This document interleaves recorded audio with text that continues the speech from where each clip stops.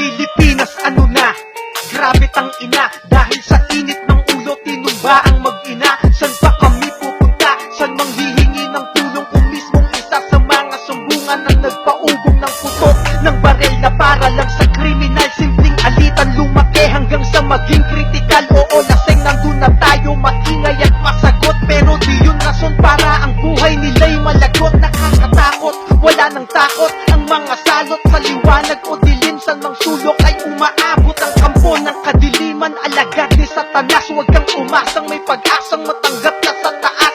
Walang kapatawaran ang ginawa mo, kahit sabihin mo pa nga na tao ka lang at ikay napuno, kaya mo nagawa to. Hindi ka tao sa harap ng anak mo at pamilya ng tao. Nagawa mo kumuha ng buhay na parang namamaril ka lang ng aso. Yan ang gusto mong gayahin ng iyong anak, yung pag meron siyang kaaway hindi pwedeng walang sapak. Imbis na dapat ikaw ang magpapatigil ng talak, ikaw pa mismong dahilan sa dugo na pumatak. Dahil sa'yo ang respeto'y nabawasan, di man lahat pero hindi na rin mabilang. Ang tulad mong dapat nga ay aming sumbungan, pero bakit parang kayo pa ang kalaban?